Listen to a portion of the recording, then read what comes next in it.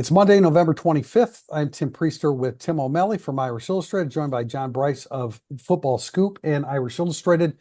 Notre Dame coming off a 49-14 victory over Army, their ninth straight win. They are now 10-1. And we'll talk about that briefly, but there's a lot to talk about with USC. We met with Marcus Freeman, one of the better, more informative, I don't know, just more enjoyable press conferences that we've had here in recent weeks.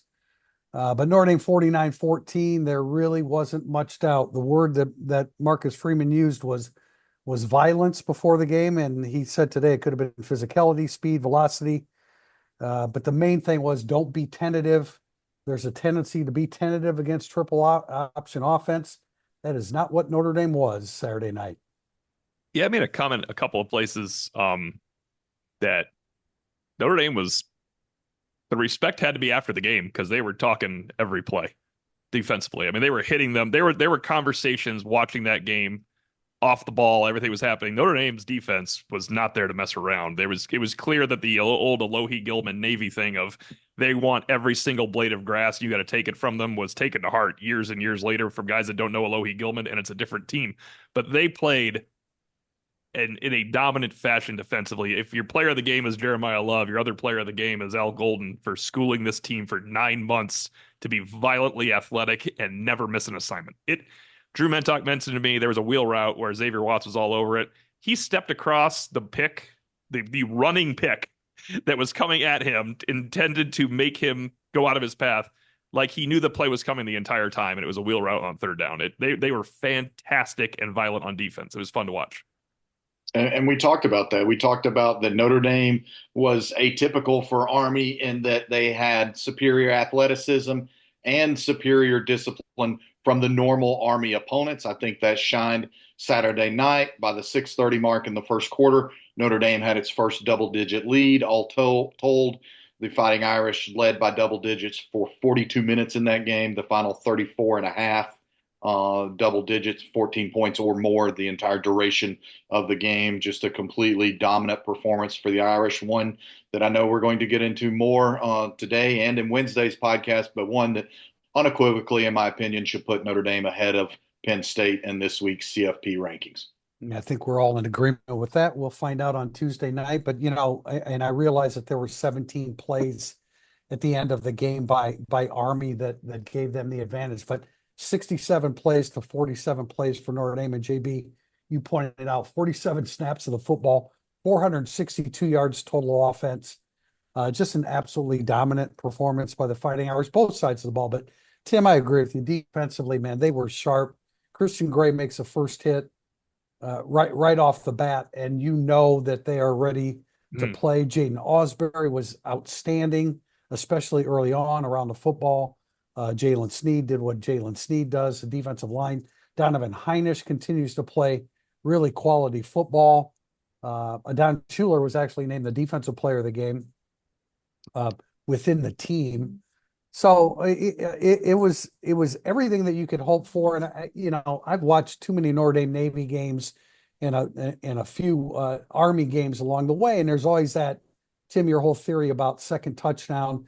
When you're playing one of the academies, it's really the third touchdown. Mm-hmm. And Army actually scored the third touchdown, but Notre Dame stopped Notre Dame from scoring its fourth touchdown right away, too. It was a huge play, really. Right, exactly. And there's that trepidation when there's a goal line stand and Notre Dame gets hard-headed and tries to pound it in and can't pound it in, and you're thinking, okay, 98-yard drive, and it's a tie game going into halftime. But, of course, everything stemmed. The tide was stemmed at that point. And it's just a real credit to Marcus Freeman, the way he's had him focused. Al Golden, I mean, Mike Denbrock's done a very good job as well. The offensive line has come together to the point where I'm not going to tip that because it's a question in the second segment, but just outstanding football start to finish for Notre Dame. Very quickly on Mike Denbrock, because I am always lauding Al Golden. Al Golden built this defense, but Al Golden was at level 8 when he hit spring ball out of 10.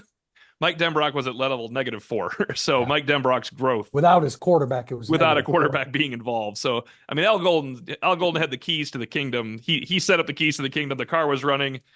You had an open lane to everything you ever needed, and you had like, oh, these two young 5-star talented guys got to be able to help us at linebacker. So Al Golden's done a great job, but Mike Denbrock had the harder job this year. Al No Golden doubt. is a National Broyles Award. He should be a finalist along with Jim Knowles and whoever else somebody else wants to put on there because I don't cover every team. But Al He's Golden got should to be be. on that list. Well, he's got to be And a front. He's got to be. He should win it. yeah, but Mike Denbrock has done a great job making the team better as he said he would in August when they weren't that good offensively.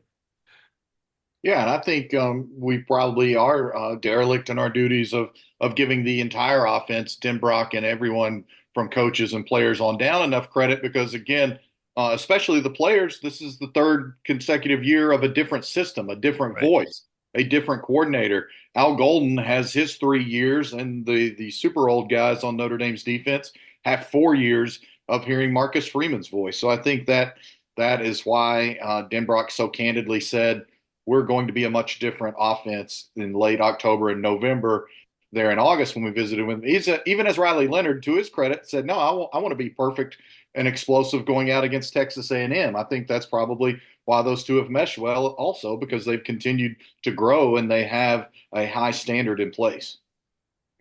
As we look ahead to this weekend, Howard Cross III is still listed as questionable. I don't think any of us are surprised the way when he went down with the injury 2 games ago or 3 games ago, I guess now.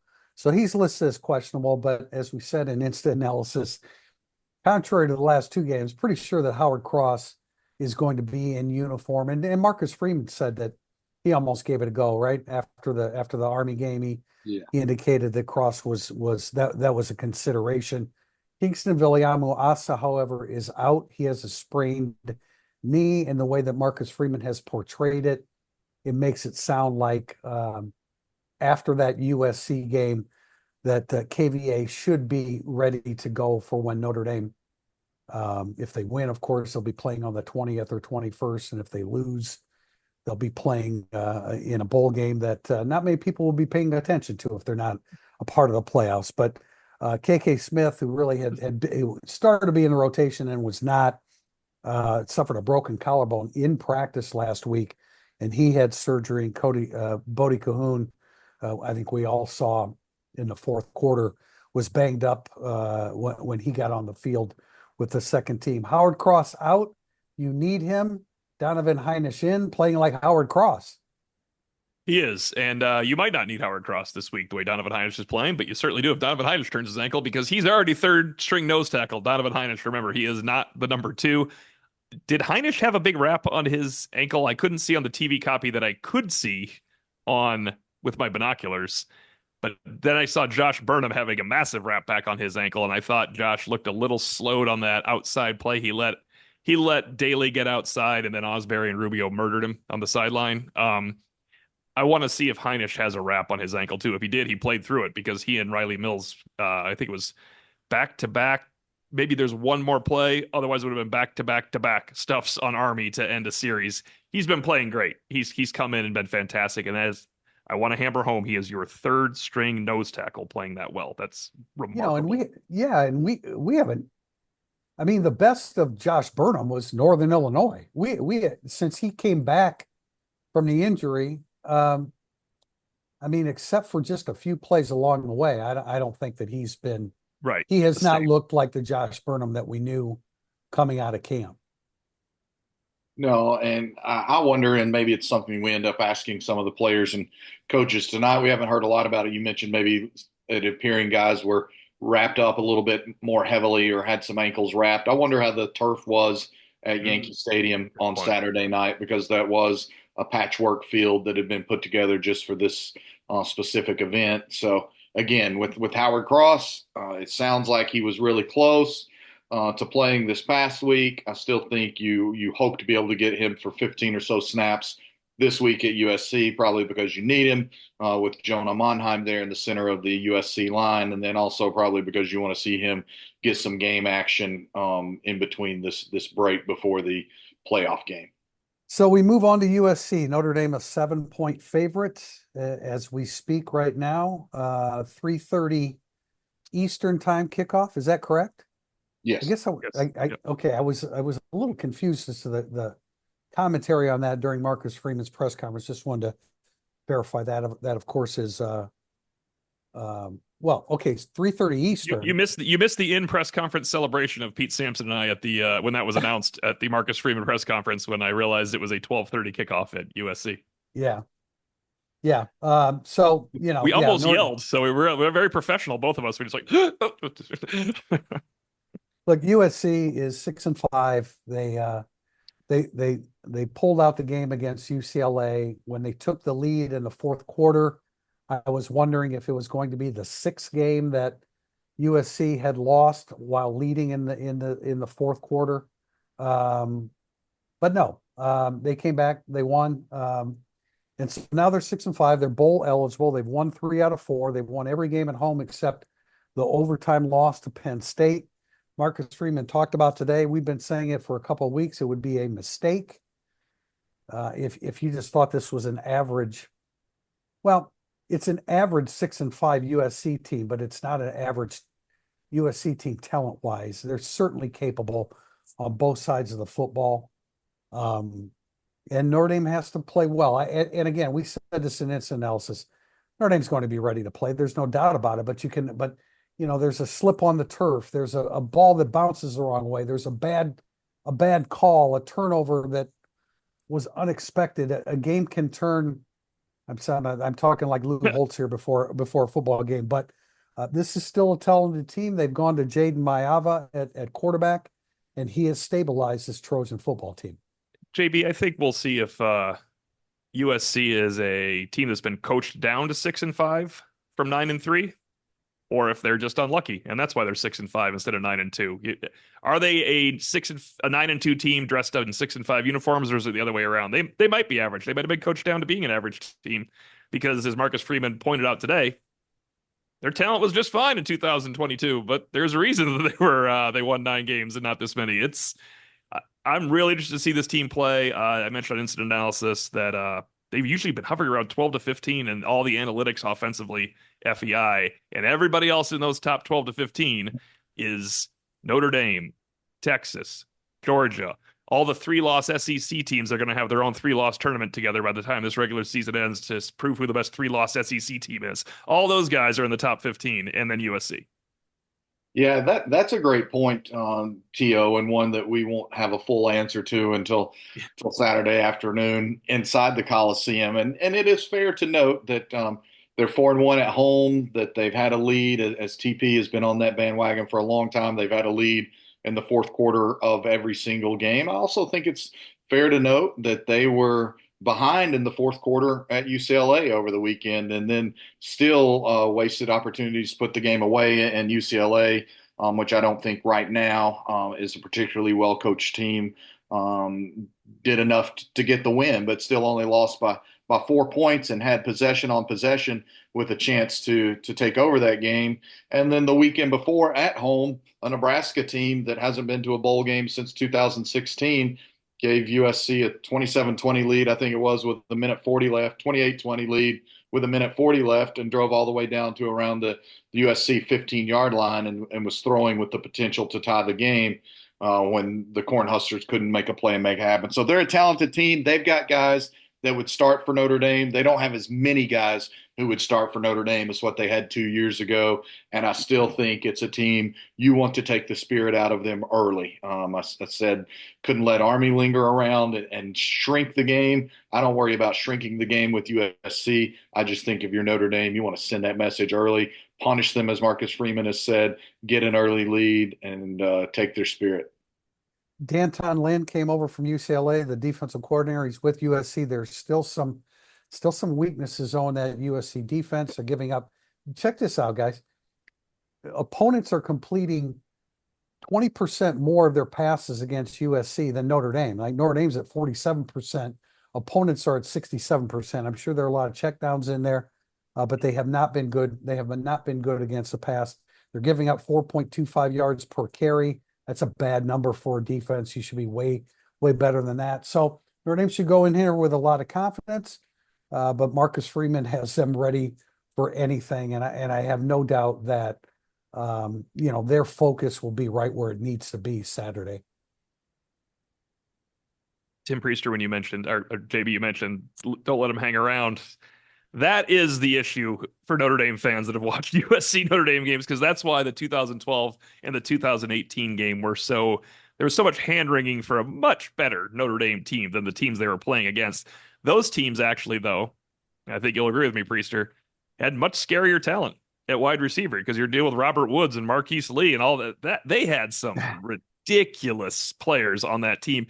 Those Notre Dame secondaries were actually overmatched by one receiver on both UCLA or USC teams. That is not the case this season. No, I would agree. Notre Dame's secondary has come so far, and credit to Mike Mickens and everything that he's done. I will say though that Mekhi Lemon has had a good season, has really come on strong. Robert Woods is an animal. No doubt. Look, USC always has good receivers, and that was a different level. But Zachariah Branch, who got off to a slow start numbers wise, has really caught up. Jacoby Lane, they've got some guys, and now if Jaden Mayava is the answer for them. I thought it was interesting that Marcus Freeman talked about.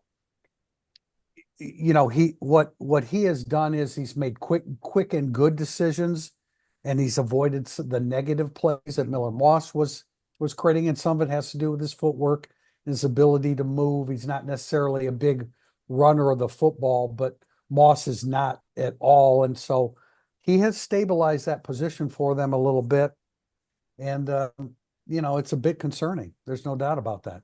Hey, before we wrap up segment one, this was something that I really wasn't aware of until actually this morning, and that is a lot of the fans complaining about their inability to get into Yankee Stadium. Oh my gosh, Tim. In a timely manner. It was terrible.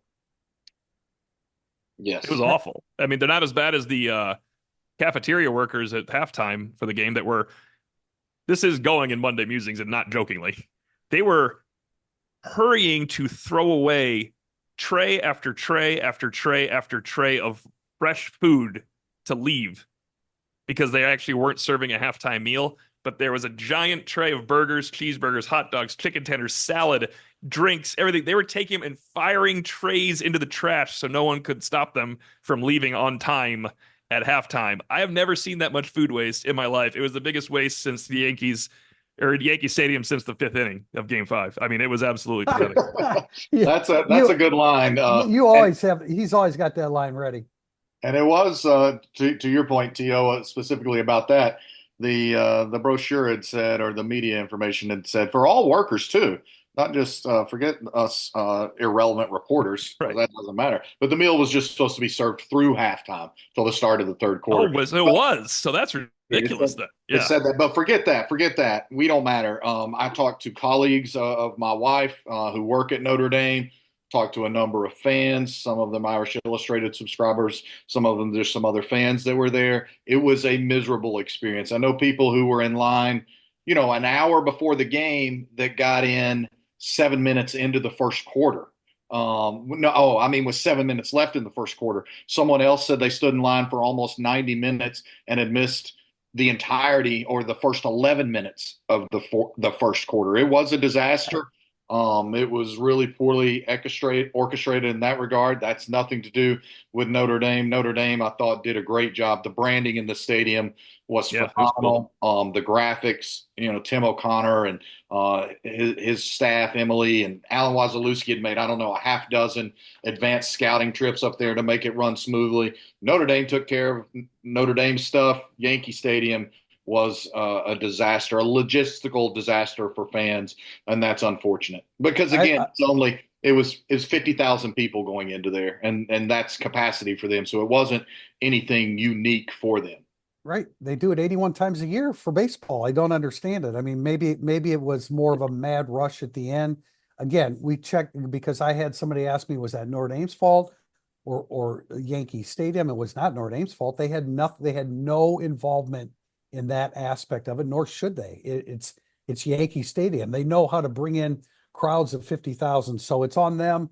It doesn't sound like the Yankees organization has taken blame for it or offered an explanation as to why it happened, but it's just unfortunate for the fans that didn't get to see the entirety of the football game, because it was good. It was a good one to watch for Notre Dame in the first half, and certainly in the second half as well. Looking to upgrade your wardrobe, founded by Notre Dame alum Go Wang, the generous Go Wang, who used a 49 points scored against Army for new clients at ESQ. Anyway, founded by Notre Dame alum Go Wang, you've seen ESQ's custom clothing on the player walk and all your favorite players and coaches. With more than a decade of making the best bespoke clothing available, ESQ will help you look and feel your best. From a perfect fitting suit or sport coat, shirt or bomber jacket, or that perfect tuxedo for wedding season, check out esqclothing.com and book an appointment to upgrade your wardrobe today. Mention Iris Illustrated and get 10% off your entire purchase. That's esqclothing.com. Segment 2 coming up, burning up the boards. If you're coming to a game this season, you have to check out Game Day Your Way, Notre Dame's tailgate service provider. Game Day offers everything you need, including tailgate gear, catering, and even beverage delivery right to your spot. And their Irish Express transportation from Chicago allows you to tailgate while you travel to their all-inclusive party zone in South Bend. Let Game Day deal with all the hassle so you can focus on the fun. For tailgates, tickets, transportation, and more, visit GameDayYourWay.com. Welcome back to segment 2. We call it Burning Up the Boards. Our first question, I believe, might be a new questioner here from Yes. Clear Screen 25. Which win was more impressive, Navy or Army? He thinks Army for many reasons, especially considering Navy had 6 turnovers, most of which were unforced. I mean, I don't think there's any doubt about it that Notre Dame had more to prepare for with Navy, but Navy was handing the football away the whole game. So, yeah, Notre Dame, they went in with a physical frame of mind. They usually do anyway, but it was ramped up by Marcus Freeman here in recent weeks. I think it's more impressive to hold, Bryson Daly to 3.6 yards per carry. Kanye Udo, who was averaging 6.7 yards per carry, his longest run was 6 yards Saturday night. So really an outstanding job. Notre Dame did a good job against Navy too, but they gave up some big plays, some really massive plays. I think it's a gimme that this was an even better performance. Yeah, I just think that Army is the better team. Now, we'll find out on the field between those two in a couple of weeks who exactly is the better team. And I think it's interesting that by the 12-minute mark of the second quarter against Navy, Notre Dame reclaimed a 21-7 lead and led the rest of the game, the final 42 plus minutes consecutively by double digits. And I just noted in the first segment that Notre Dame led by double digits for more than 42 minutes against Army, but just a completely dominant performance. The way that Notre Dame set the tone from the opening possession that Army had, I thought set the tone for the entire game. There was no let up, and Notre Dame was aggressive and attacking all night long. Notre Dame is led by double digits almost half of the season. And of the time that they have been in front, it's been they've had a double digit advantage by 70% of the time. It's just, that's why there was a question asked today of Marcus Freeman about, are you concerned about close games? Because Notre Dame hasn't been in one. The last close game was, I guess you could say Georgia Tech sort of was, but not really in the second half. No, I don't think you could. Right. I think Louisville's the last close. Louisville, and that was September 28th. So, totally dominant performance by the Fighting Irish. Sonny, we have 2 questions. I put them together. Sonny _ 2478, which I also think is a new asker of a question. The block kicks are as troubling as the misses. Is it blocking issue or Mitch Jeter kicking the ball too low? And then Memphis Phil says, how does Notre Dame manage the kicking game going forward? Does O'Malley have any kids from his youth football teams that can kick? You do have a few. Actually, there's a couple good kickers. We don't kick, though, so there's not a lot of practice. They would be out of practice as well. I think my main concern, and I guess it's not the main concern. If Jeter's not right, that's my main concern. But they had operational issue that got the kick blocked against NIU as well. The second one was getting blocked no matter what because he had to drive it so far. I don't think he kicks the ball too low. I just think it's, as JB keeps saying, he's going to have to make a kick here soon. He does not look confident. He did look angry. That was a heck of a tackle on the block kick. He looked like he wanted to impale the person that was returning it on the diving swipe tackle there. I thought he got hurt getting up, but I guess not because no one mentioned anything about it. But if you're listing concerns for USC, ahead of USC's talent is that Notre Dame could have a junk show kicking. Yeah, Yeah, I well, think to me that's but the single biggest question mark about this team, in both specific to this game and specific to the playoffs. And I have heard it said that they tried early in the year to go away from Reno Montefort at the long snapper position on field goal kicks to see if some additional size there might make a difference. And then they had operational issues, and so they reverted back to Reno. I would expect that to be something that they look at incredibly closely this week. And as a matter of fact, I think I'll probably pay more attention to long snapping and pregame warmups at USC than I maybe ever have at any point in my journalism career. I think that we heard Marcus say today he's very encouraged by Mitch Jeter. He didn't think it was operational issues there. He liked the fact that he had 48 yards on that kick, even if it was pushed right. But he said that the second block was in no way, shape, or form Mitch Jeter's fault. That pretty much tells you all you need to know. yeah, they cut Elamodosi free. He pranced right through the A gap, and Sullivan Absher had the false start that made a 48-yard field goal instead of 43-yarder on the other kick. But there was a maybe Marcus Freeman's just defending Mitch Jeter because it was suggested that maybe it's in his head, but Freeman was adamant that he's healthy and he's ready to go and he's confident in him. And we've said it many times, started by JB. He needs to make a kick or two. At least he's making extra points, although a couple of those were a little bit off target within the framework of the goalpost, but they need them, and that's their biggest issue right now as you move forward. Next question from ND Quebec. There are two answers to this one, the right one and what will actually happen. Will Notre Dame jump Penn State in Tuesday's college football playoff bracket? JB. I've already gone on record in first segment. I'll say this, and it's not a shameless plug for the football Scoop podcast. It's just a shameless plug for the Football Scoop podcast. We concurred as a four-man staff this morning on our podcast that is very college football playoff topic centric. All four agreed that Notre Dame should be ranked ahead of Penn State in this week's CFP rankings. I think so. I think if the committee, and O'Malley, you've got the funniest lines about it, so I won't steal it. But if the committee has any sort of consistency, which means they would have listened to Marcus Freeman because the man preaches consistency, then Notre Dame's evisceration of Army, a team ranked in the CFP rankings, should move Notre Dame past Penn State, which was darn lucky and got cowardly PJ Fleck to win 26-25 at Minnesota in a game that Minnesota probably shouldn't have needed a late minute score to try and win because Minnesota controlled a lot of that game. So Notre Dame should be ranked ahead of Penn State. Will they be?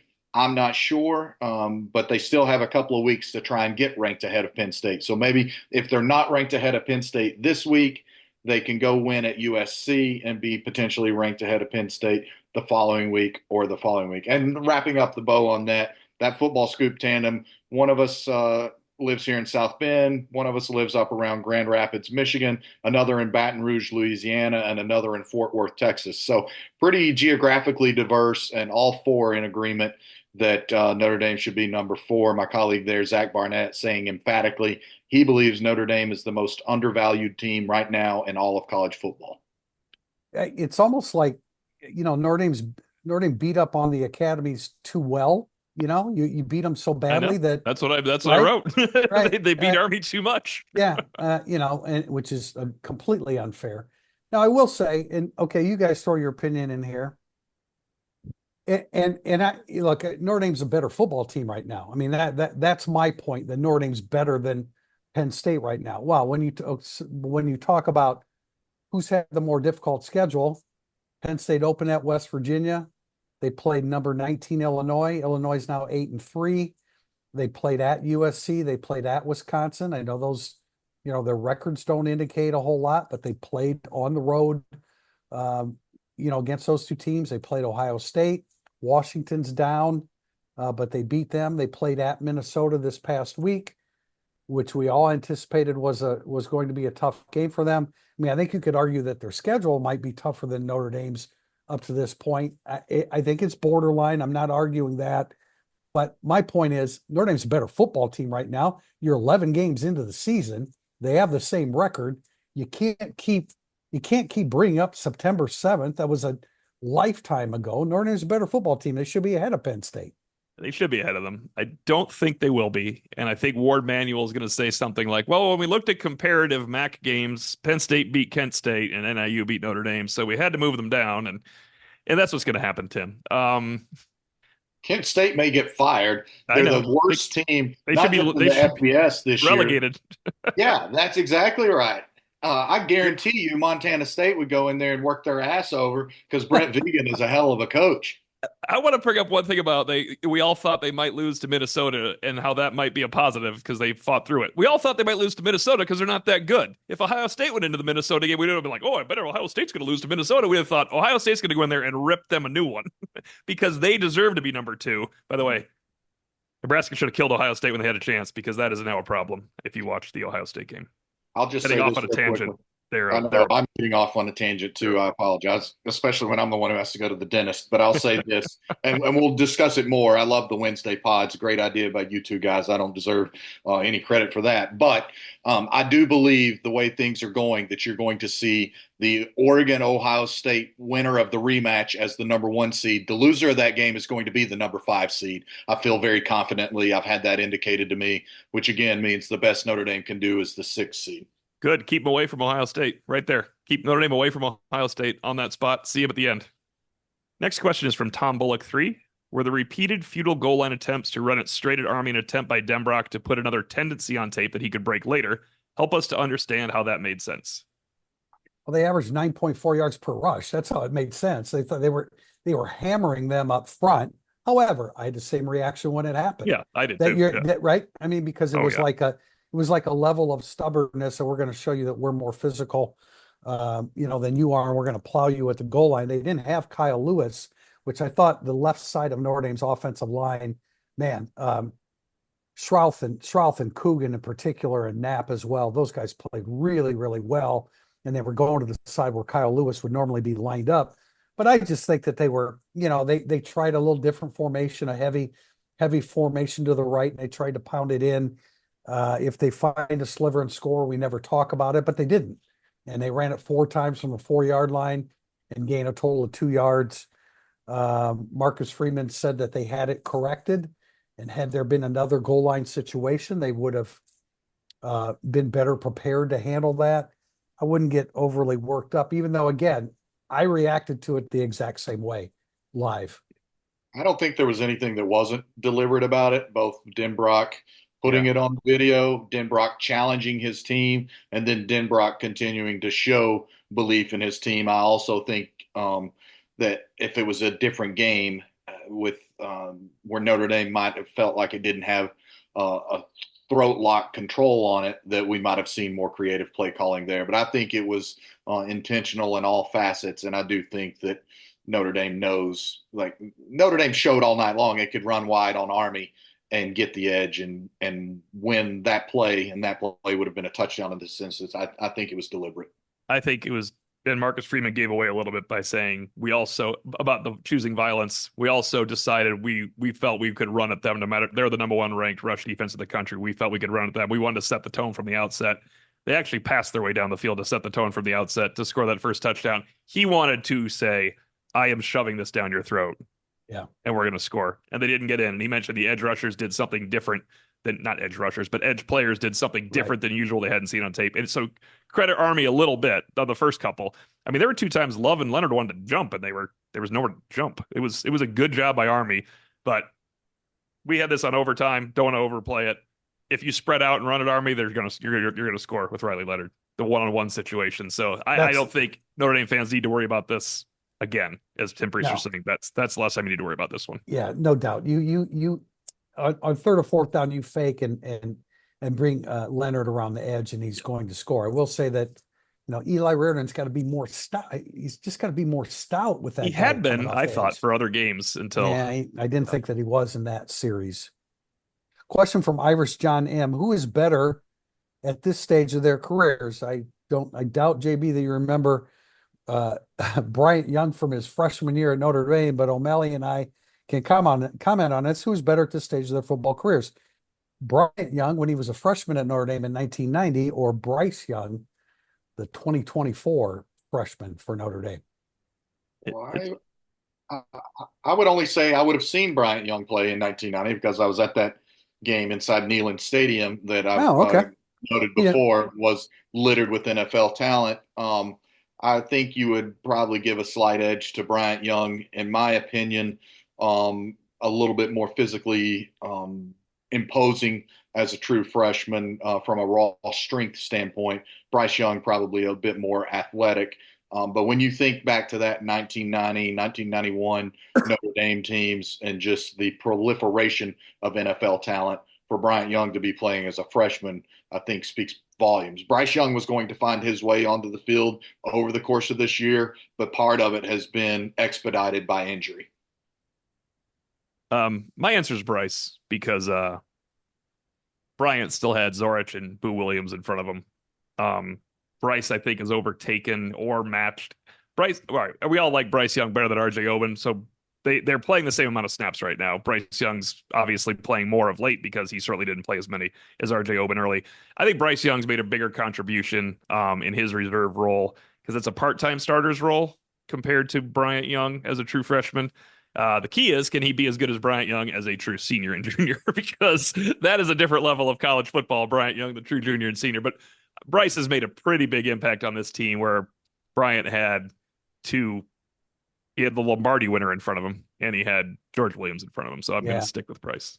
He'll never be a true senior, T.O. No, good point. Can he do that as a junior? Can he pull a Bryant Young as a junior? Right. That's a good point. But I would choose Bryce as well. You know, I don't remember exactly how much Bryant Young weighed as a freshman, but if you look at the stats from 1990, he was listed as an outside linebacker. So he was a little bit on the smaller side at that stage of his career. He had 8 tackles, 1 tackle for loss his freshman year. But as you guys said, you know, Bryant Young wasn't needed nearly as much as Bryce Young has been needed in the 2024 season. But BY was the best of all time, man.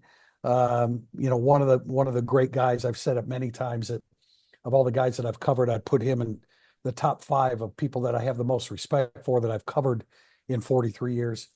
I'm on a campaign to have Bryce Young be a dang All-American special teams player. Like, he's earned it. I'm serious. He's absolutely. I agree with you completely. He definitely has earned it. He's a menace. They have the stat quarterback hurries. There needs to be punter hurries because he has to lead the nation in hurries for punters. Yeah. Punter hurries and bundled fools on kickoff block because they get knocked out when he runs by them. Oh my gosh, he's fun. He's like Botello, only it actually happens between the whistles that he violently hits people instead of after. That was fun though, back in the day.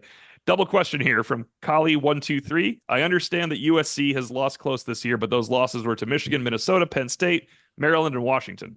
I know preseason talk was about how tough the schedule was, but did USC actually play a tough schedule? And if this game was being played on a neutral field, what would the point spread be? Let's start off with that one. I would have the point spread on a neutral field probably 9.5. I think that's a good. I was going to say 9.5 or 10. I think that would be an appropriate number. It is actually 7. You know, I think that's appropriate considering how well Notre Dame is playing and what USC has been unable to do in closing out games. But again, man, I just I've seen too many USC Notre Dame games through the years. I still have respect for the schedule that they have played. Yeah, it adds up when you play. It adds up when you play all the Power 5 teams too, like that. Like opening with he left out LSU, which is not the best way to open a season. I mean, you open with LSU. I don't care what, you know. Michigan is still Michigan at Michigan. You had to play Wisconsin again at Minnesota. I mentioned that about Penn State. Then they had to play Penn State. The schedule has relented a little bit. And I think when we looked at the schedule preseason, we were putting more weight on Nebraska at that point. I just thought I thought Michigan would be better and Wisconsin and Penn State. I mean, that's a hard schedule. This is not an easy thing to go through. I did not like that. I said this before. They haven't played anybody. Just in real terms, going to Minnesota in November is not an easy. It's just not an easy thing to do. It's just not. Notre Dame will be their 11th Power 4 / Notre Dame program. That's okay. Northern Illinois, Miami of Ohio, Army, and Navy. I know Army and Navy are better teams than some of the people on here, especially Army, but do you think Notre Dame just walks out and has Jeremiah Love run by everybody easily against 11 straight Power 5 teams? Army and Navy cannot match up with Jeremiah Love and Notre Dame's line. It's always about the coaching when they're playing those teams. USC had a tough schedule. I don't know how good they are. We're going to find out. But I don't like looking back and saying no schedules were tough because, I mean, you could pick at every schedule, but I'll pick at Notre Dame's right now. 2 service academies, NIU and Miami of Ohio. And Stanford sucks. The general public underestimates opponents way too easily. They just do. You have to understand the accumulation of a football season and what it does to a team. It's, and then you have night I think games people and understand mid-season next year what the accumulation does to a team when they have Miami, Texas A&M, Boise State, and Arkansas in the first 5 weeks. Yeah. I'm glad you brought up next year's schedule. Just a little nugget I picked up. I do believe that Notre Dame's home finale next year will be November 22nd against Syracuse. I'm not sure that's been announced, but had someone text me today that Notre Dame would host Syracuse November 22nd next year. I thought they're going to look out to try to add, just throw another random SEC team out there to complete the schedule from the beginning to end. So that's good. Syracuse is much more fun. The second part of that question tied into USC was from Kay Beasley. We've seen a lot of rivalry games recently, and with the home team playing above their record, will USC play up for Notre Dame, or is it a letdown for them after their UCLA win? I don't think it's a letdown at all for them. I've said it to the point that I'm sure people are sick of hearing it. If you were pro Notre Dame, then you wanted to be anti USC for every single week the past 8 weeks, ever since USC went off the rails and was no longer going to represent a potential trophy victory for you at the end of the season that could massively vault you in the CFP rankings. You've wanted USC to have no reason to believe. Now they've got bowl eligibility. They've found a spark with Jordan at quarterback. And so, yeah, I think Notre Dame will get a solid effort from USC. Now, I don't think the crowd will be any factor whatsoever. Some of the pictures that reporters have been tweeting out in the last few weeks are diabolical. It's like a corn maze after Halloween. Oh, I have some nice. I have some old pictures from the 14 and 16 game. 14 game, it's something else. It looks like I've never seen. Well, no, that's not true. Stanford. But other than Stanford, the home game with USC before Notre Dame, you're like, what is going on here? I will say it was not that way in 2022. That crowd was pretty good in 2022. They had a lot of juice then. They did. Caleb Williams was on a Heisman campaign, and they were headed for what they thought was going to be a CFP berth in Lincoln's first year, and it was the beginning of a new Troy dynasty, and that's obviously not the case. But hey, kudos to them. They're now 14-12 in their last 26 games. We move on to a question from Backer Tiki. Is Notre Dame going to be a finalist for the Joe Moore Award? Can they win it? When I saw this question, I'm like, who in the world would ever have thought about this happening? But realistically, Notre Dame should be how many semifinalists are there? They are a semifinalist. They're semifinalists. Is that 10 teams that are semifinalists? Yep. They deserve to be. They deserve to be. Joe Rudolph. I mean, you want to talk about coaches and guys not getting respect. We have people bring up, the development of Riley Leonard and Gino Guidugli's role in that. Point taken there, point taken here. Joe Rudolph has done a hell of a job with this group. I don't remember who it was. And if I did, I might not put him on blast anyway. But somebody wrote on a question, I'm not sure used it or didn't use it for the podcast in August. I can't wait for Priester to tell us why we should have expected Joe Moore's offensive line to struggle early in the season. Like they were going to lose at A&M because of it. All right, well, they struggled a little bit early in the season because, you know why? They had all first-time starters going across the board, basically. Now they're the semifinalists, and not even Tim Priester would have said they're going to be a semifinalist for the Joe Moore Award at the end of this year. It's incredible. I don't know if they should win it or not. You got Army, Alabama, IU, Iowa, Ohio State, Oregon, Tennessee, Texas, Tulane. I've seen a lot of Oregon, Ohio State, Notre Dame, Alabama, and Oregon State. And I mean, Oregon and Ohio State have really good lines, and so does Notre Dame. Texas does as well. JB, you can speak about Tennessee, but IU, Iowa, Army, and Alabama did not I'm do a better stunned. job this year on the offensive line than Notre Dame did. Without having the semifinalist list in front of me, I was going to say I would expect an Ohio State, a Georgia, or maybe even a Penn State, which I guess they're not a semifinalist Don't see here. them on there. No. That one surprises me a little bit. I Yep. cannot believe that the Alabama O line is on there, and I'm even more shocked that the Tennessee O line is on there. I'm telling you right now, I can't read the text on air. It's like the old Jimmy Kimmel, and I don't care for Jimmy Kimmel, but it's like the old Jimmy Kimmel read mean tweets on air. Like Yeah. if I read my friend's text on air about the Tennessee offensive line, then everybody in the country would be wondering who's voting on this Joe Moore award. Yeah, so I mean, Notre Dame, Ohio State, Oregon, Texas. If you could do I bet you it's 3 finalists, by the way. But if I were from not watching every line all the time, but watching their bigger games, those would be my 4 finalists: Notre Dame, Ohio State, Oregon, Texas. Because Notre Dame has done nothing but play well since they were announced as the semifinalists. That's Yeah. big deal coming up here for USC. I mean, they're probably I'm going to guess they're not one of the 3 finalists. And if they were to announce who the 4th guy that was cut would be, then it would be Notre Dame. That's my guess, though. I would not expect them to be among the 3 finalists. I would expect it to be Ohio State, Texas, and Georgia or Oregon. Here's what I can't shake about Oregon is that and look, they're much better now than they were then. So I'm Right. trying to be fair. But they opened the season against FCS program Idaho, and Jason X, the former Wisconsin O-line coach, he's a hell of a dude, a really good coach. But they averaged like 1.9 yards per carry against an FCS team to open the season. Hosted Boise State a week later. So embarrassed by it, by the way, that the Oregon line wore shirts to practice that said like 1.9 yards per carry on them. But then they didn't exactly just maul Boise State the next week either. Dylan Gabriel makes that line look a little better than it is. I don't see Notre Dame being a finalist, and I would expect it to come down to Ohio State, Texas, or Georgia, in my opinion. Of all those groups, Notre Dame has the best average per carry at 6.2 per carry. But again, you have to take into account the teams that they've been playing. And I think I said this before we recorded instant analysis. Remember, and I said it when we were walking Tim after Marcus Freeman's press conference at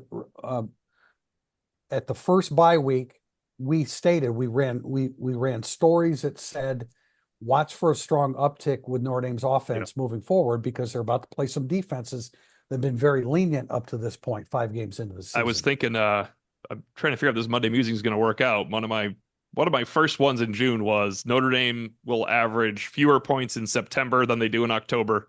They will average fewer points in October than they do in November. I'm hoping that Virginia let up of 35 points isn't going to work out. Although no, Florida State was in November. It's going to work. Here we go. I was going to say, I think regardless, I think point taken there. Yeah. Last thing for me on this Joe Moore thing is Notre Dame's the only group among those finalists, at least the ones I talked about from Georgia, Texas, Ohio State. Notre Dame's the only one positioned to have every single person back next year, potentially, and to have more starters that are injured and out right now. So they could have every backup back next year if they all want to come back. Right. So Notre Dame's well positioned to be a dominant offensive line next year, and they've been darn good as they've evolved this year. There can't be a better 2 deep offensive line than what Notre Dame has projected for next year. 25. Yeah. I want to put this out there because I don't think Notre Dame has the best line in the country. I think they've done an amazing job, and Joe Rudolph has done an amazing job. I said when they were named a semifinalist, this reminds me of 2018. They're being named a semifinalist because they're a really good team in the playoff hunt and they're Notre Dame. They're better than the 2018 line was once Alex Bars got hurt, and that was no longer the 2018 line. That he was their best player. So I was wrong about that. They are better than that 18 line that stopped at semifinalists. Question from Terry Benedict: having depth is one thing, having the players ready to step in and step up is another. How is his staff having the depth ready to play when the time comes? They're fantastic at it. Donovan Heinisch.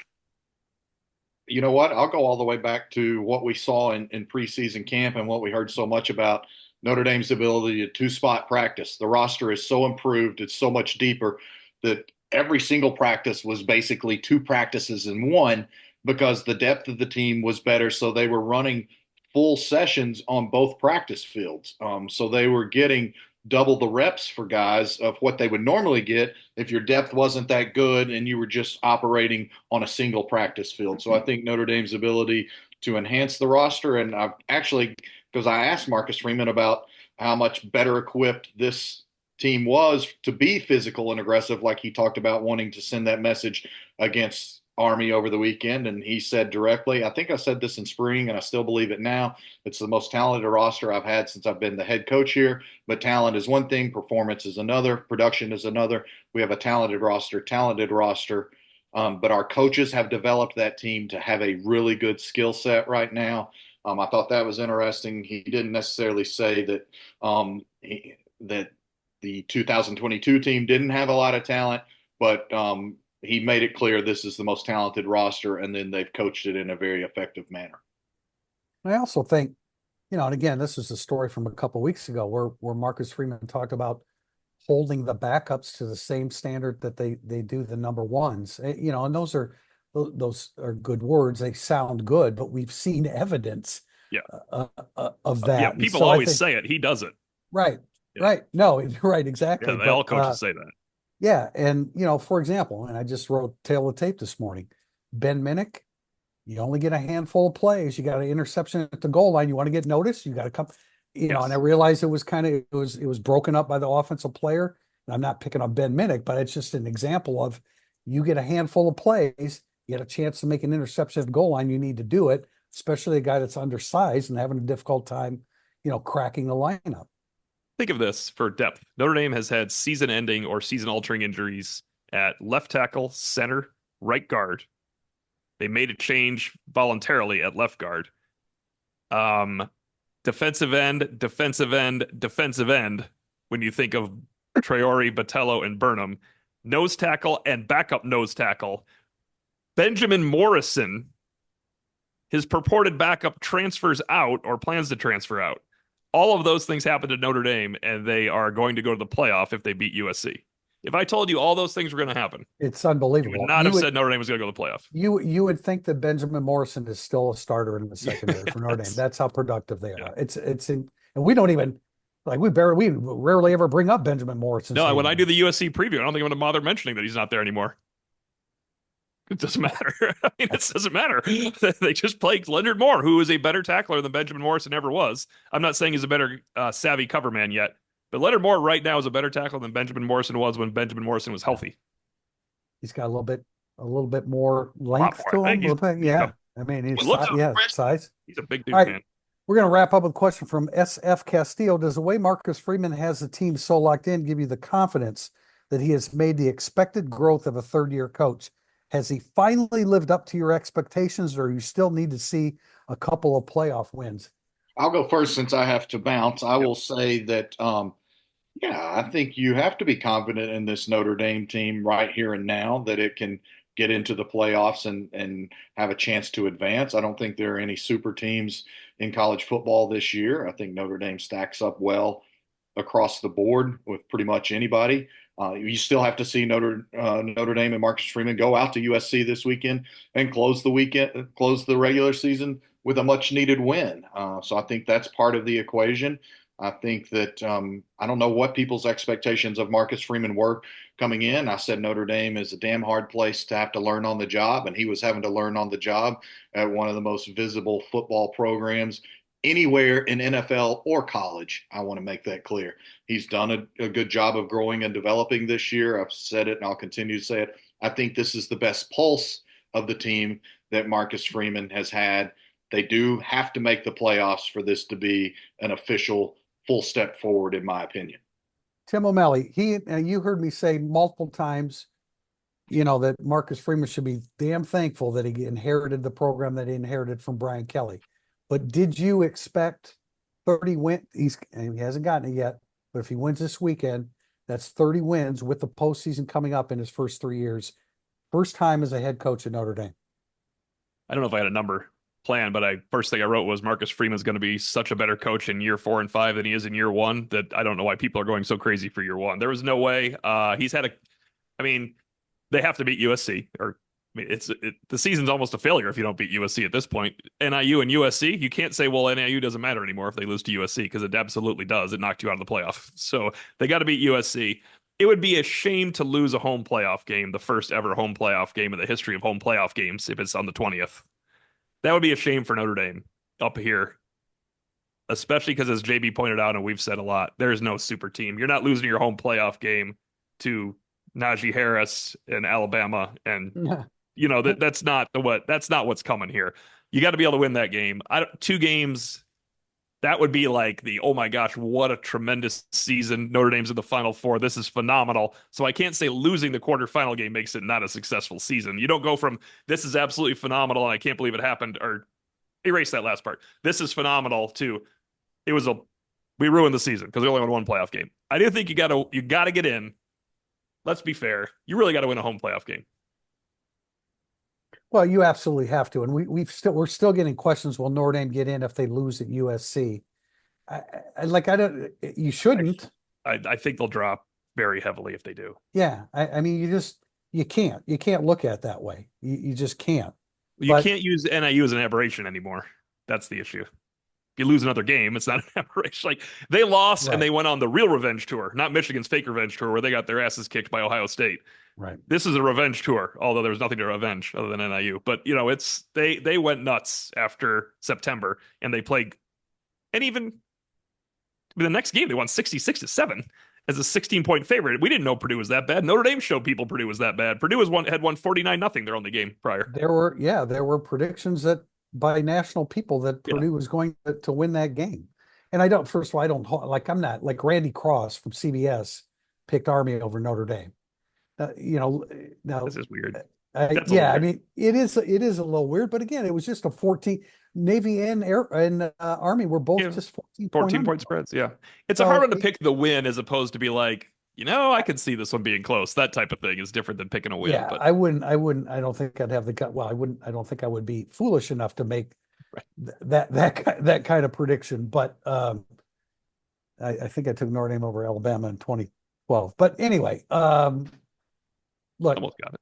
We're getting right. We're getting ahead of ourselves here a little bit. Right now, it's Notre Dame USC. It's a challenge. USC's has good players. Notre Dame has to play well. And again, you want to avoid that funky, crazy thing. But Marcus Freeman will have his team dialed in and ready to play. There's no reason to believe otherwise. USC.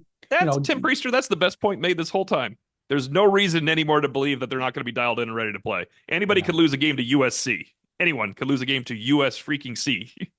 They always have enough to beat somebody one time. But Marcus Freeman will have his team ready to play. He has exceeded expectations because on September 28th, you did not know for a fact. We did not know for a fact if they would be ready to play.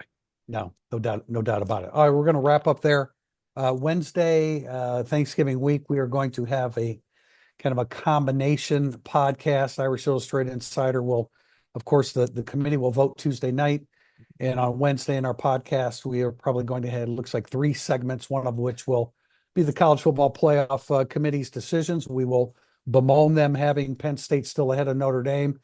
But that's all gonna work its way out through the wash as long as Notre Dame wins at USC this weekend. So until then, Tim Priester for Tim O'Malley and John Bryce, this has been Irish Illustrated Insider.